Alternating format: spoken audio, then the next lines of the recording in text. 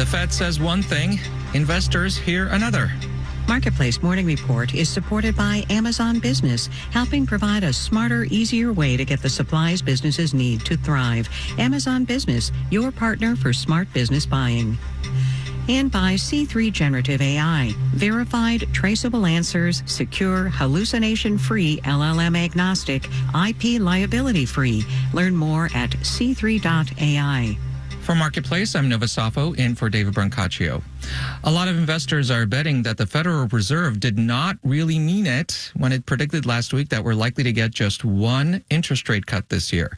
With inflation looking like it's cooling again, many on Wall Street are thinking 2 cuts, the first as early as September. Meanwhile, no less than 7 Fed officials are scheduled to make public comments this week. And here with some insight into what she'll be listening for is Julia Coronado, founder and president of Macro Policy Perspectives. Good morning, Julia. Good morning. So we got a bit of a preview over the weekend. Minneapolis Fed President Neel Kashkari predicting just one rate cut in December. Really, we swear. Are you buying that? The question is, these officials got some really important data on the same day as their meeting. Had they internalized it when they wrote down 1 cut or 2 cuts, or as they see that data and work through it and look at the details, will they actually believe it more and lean more towards 2 cuts, which is what the market is leaning towards right now? And by important data, you mean the latest consumer price index report on inflation? Yes, exactly, which showed a broad-based cooling, more than expected. And I suspect that if we get another 1 or 2 of reports like that, they might be in a mood to start adjusting policy a little bit earlier than what they wrote down last week. And what about tomorrow's retail sales data for May? Could that help settle this question of 1 cut or more? Not necessarily. All eyes are on the inflation data to see whether that cooling continues. Julia Coronado, founder and president of Macro Policy Perspectives. Thank you for joining us. My pleasure. And one of the biggest private bus operators in the U.S. has filed for bankruptcy. Coach USA runs a network of commuter services, mostly in the Northeast, as well as megabus service throughout the country. It saw ridership fall during the pandemic and failed to recover. Marketplace's Megan McCarty-Carino has more. While airlines and cruises are again seeing record bookings, bus trips have continued to lag, says Peter Pantuso, CEO of the American Bus Association. We lost somewhere between 40 and 50% of the industry.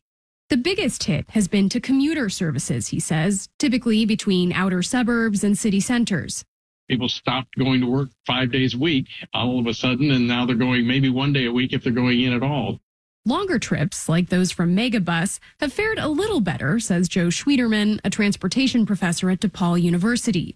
But domestic airfares are still relatively cheap, and the motor coach industry has struggled with driver shortages, rising labor, and fuel costs. People are like super price sensitive, so they'll take the bus, but don't make the fare the same price as Amtrak, or they're going to ditch you for the train. One bright spot in the industry, he says, is charter bus service. With spending on other forms of travel and leisure up, there's more demand for tours and connections. I'm Megan McCarty-Carino for Marketplace. Let's do the numbers. In pre-market trading on Wall Street, Dow futures are down by 0.25% or about 100 points. S&P futures are down 0.1%, and the Nasdaq is pointing up almost 0.1%.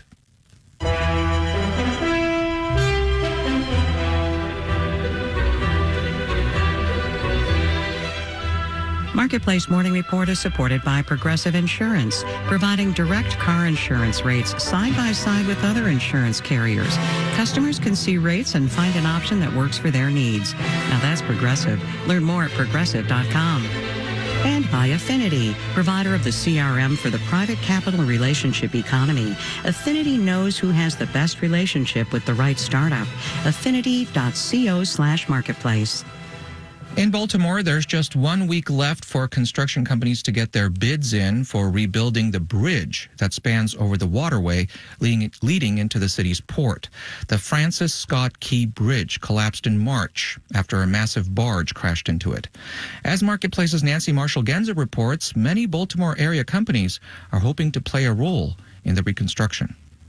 At the entrance to the now deserted road leading to the Key Bridge, there's a roadside memorial to the 6 construction workers who perished when the bridge collapsed. Janet Gronke stands in front of 6 giant crosses, each topped by a hard hat and draped with pictures, flowers, and steel-toed boots. I mean, it's so touching to me. Gronke is CEO of Sunrise Safety Services, which does traffic control at highway construction sites and makes street signs. Everybody knows everybody in the Baltimore area's road construction community. Gronke didn't know the crew that died, but their company was one of her regular customers. She knows people there and grieved with them. It's a good way to honor them. Back in her office, Gronke and her daughter Tiffany Schrouder, who also works at Sunrise, reconstruct the day Key Bridge fell. Gronke drove over the bridge at the end of the day on March 25th, just hours before the collapse. God said, here you go. You can go over one more time, Jan. The next morning, Gronke got a call from Tiffany. The bridge was down. Tiffany was also on the phone with the company in charge of shutting off traffic to the bridge. They needed signs, barriers, and electronic billboards immediately. If we didn't have it in stock to make it new, and we had it out in the rack already used, we grabbed it just to get them out there to get the job done. Janet Gronke says it ended up being a pretty big job for Sunrise, several $100,000.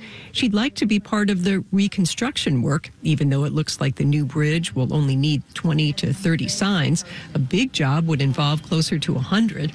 Even if it's not a huge job, it would be an honor to be a part of it. Gronke won't be part of the initial phase of the bridge reconstruction. Huge national and international firms will bid on that, then subcontract work to smaller firms like Sunrise. John Crocker teaches at the University of Maryland's Business School. He figures at least a quarter of the bridge work will be done by Baltimore area firms.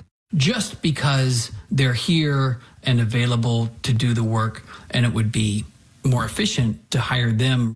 Crocker says the Maryland Transportation Authority, which is in charge of the project, is requiring that 26% of the work be done by what it calls disadvantaged firms, including women and minority-owned companies. Crocker says they're typically local.